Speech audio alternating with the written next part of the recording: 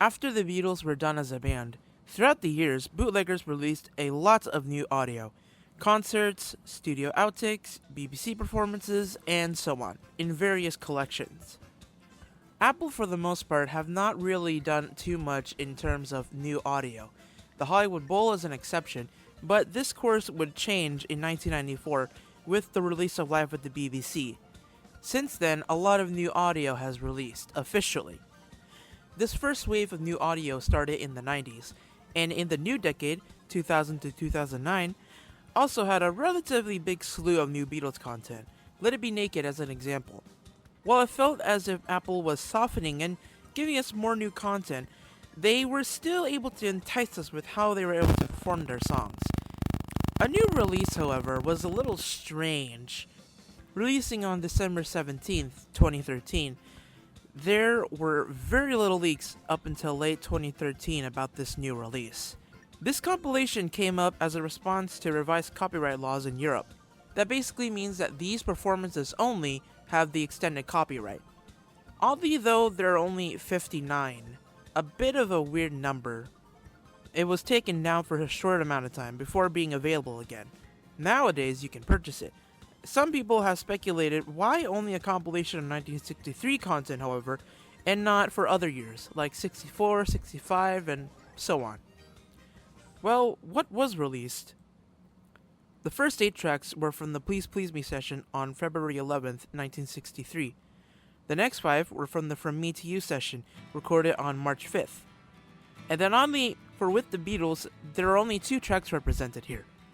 First off, there's Hold Me Tight, recorded on September 12th, 1963. And oddly enough, the other track is Money, That's What I Want. While not specified as a specific take, most people assume it to be takes 6 and 7, more often than not labeling it as RM7. The final 2 are home demos, Bad to Me and I'm in Love. Both of them were John Lennon tracks that were given to other bands that Brian Epstein was managing at the time.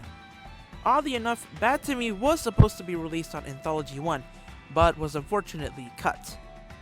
The rest are BBC tracks, 2 from Here We Go, 10 from Saturday Club, 4 from Easy Beat and Side by Side, another 4 from Us to You, and oddly enough, 18 tracks from Pop Go the Beatles.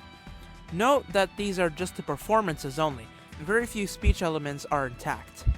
Some people have speculated about where these tracks actually come from, in other words, where their source is from. Some of them sound pretty good, and some of them sound a bit dodgy. The next official release featuring outtakes would be the Sgt. Pepper's 50th Anniversary remix in 2017, with a consistent release of new remix sets ever since. As of the recording of this audio in 2024, the most recent remix project are the Red and Blue albums. I want to take this time to mention a recent bootleg, Harry and His Box. If you search for it, you'll be able to download a source to be able to download all of these tracks. A lot of them sounding very, very good. A lot of them sounding much better than the ones that are officially released, especially on this album specifically. One thing I enjoy are the guest bands that played on these shows, including Pop Go the Beatles. Especially curious is that a few of them have tracks that aren't available on any other bootlegs, so that's a pretty big win. So with this new bootleg in mind, does the bootleg 1963 album constitute anything good? Should you buy it? I tend to think that you only need to buy this for the outtakes if you really want to listen to them. People have been able to bootleg, oddly enough, this album, and you're able to hear all these tracks on other sources, so you don't have to pay like 30, 40, 50 bucks for it on iTunes and such. But let me ask you, do you think this album was worth it, or do you think we should check somewhere else? Let me know down below in the comments. Thanks everyone for watching, and I'll see you all in the next video. Until then, peace. Among the many requests for anything by the Beatles this week are quite a few with rather clever drawings of the boys on them. I've got one here. John, I wondered if you'd read this for us. This is from Madeline and Margaret of Sheffield, Leeds and Manchester, quick travellers. It's also for Harry and his box. I thought Jerry had got that.